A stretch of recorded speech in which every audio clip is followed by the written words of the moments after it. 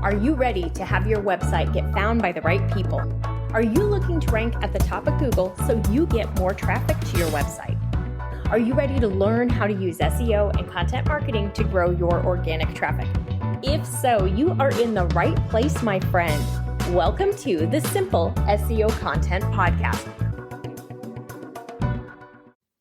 Hi there, and welcome back to the Simple SEO Podcast. I am Rachel Lindhagen, and I'm so excited to have you here with me today. Today, we're talking about something a little bit different because I've gotten a lot of questions from you about podcasts and how in the world do I name one, especially if I want to think about SEO and how I might be able to use that to get more traffic to my podcast.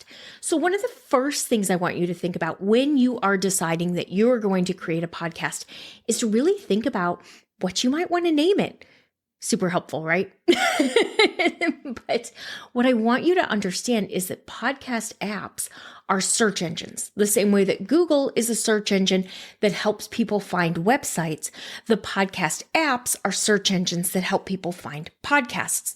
So when you are naming your podcast, you want to think about the kind of terms or the kind of keywords or words that your ideal customer might search for in a podcast app when they were trying to find something to listen to. So with that in mind, I named my podcast Simple SEO because I know people are going to search for things like SEO, easy SEO, search engine optimization, Google SEO, etc. And so I want my website or my podcast to show up in the podcast app for terms that are related to SEO, search engine optimization, etc. Now, when someone searches, they will find my podcast. So that's the first thing I want you to really think about when you're trying to name your podcast is what is your niche? Who are you helping? And what words might they be searching on a regular basis? And I know normally we talk about choosing a keyword that's not super broad and something that's more niche and more narrow. But when we're talking about podcasts, we can actually look for keywords that are bigger, that are more competitive, things that we would never use on Google. We can actually potentially use in a podcast name. So I want you to think about that. Now, when we're choosing a name for our podcast, there are some things that we want to avoid doing. We don't want to choose a name that is super close to another podcast or a name that another podcast is already using, especially within our niche. We want to be able to stand on our own and be a little bit different. We also don't want to use one that is used by another podcast that is not currently active, because the reality is there are a lot of podcasts that people start and they fade out and they don't use, but you always run the risk of them deciding to prioritize it and come back. Pod fade is real. A lot of people start podcasts and they stop after 2, 3, 4 episodes. Now, if you go in and you see that, yes, there was a podcast with the name that I want, and it was 5 years ago and they only ever published 2 or 3 episodes, it's possible you might be able to use that name, but I want you to really think about that, because what happens if they decide all of a sudden to come back and now they're using that same name and now you're fighting for a name that you've spent time building? Like, it's just better to choose one that somebody else doesn't already have. The other thing I want you to really think about is don't get super clever or super vague. If you want to be discovered organically, you want podcast SEO to help you get found by more listeners, then you need to really keep it simple and straightforward and use the words that your ideal customer would use, and use the big ones. Use the ones that people would search for a whole lot.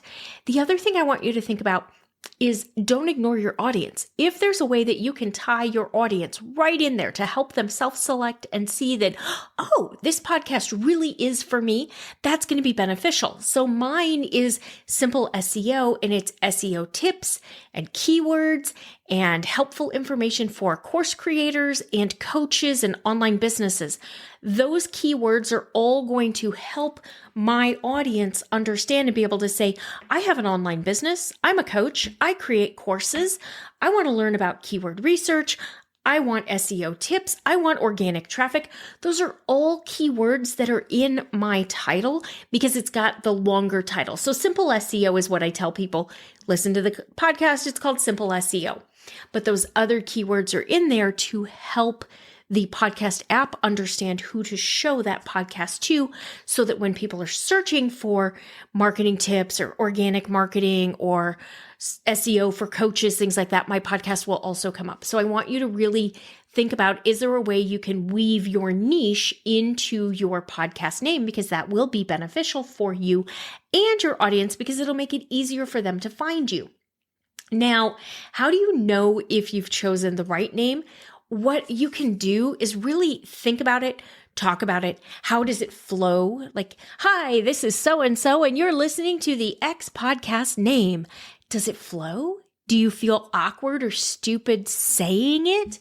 Do you feel like it works? The other thing you can do is create mock-up artwork.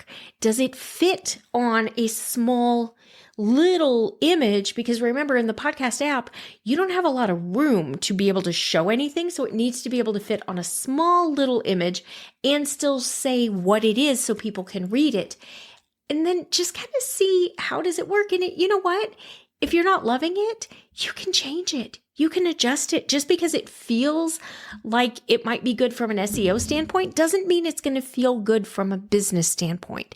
And it's really important that you like your podcast name, you feel comfortable saying it, and you find that it works. If you find yourself stumbling over it or getting caught up on it, like, don't name your podcast that, okay?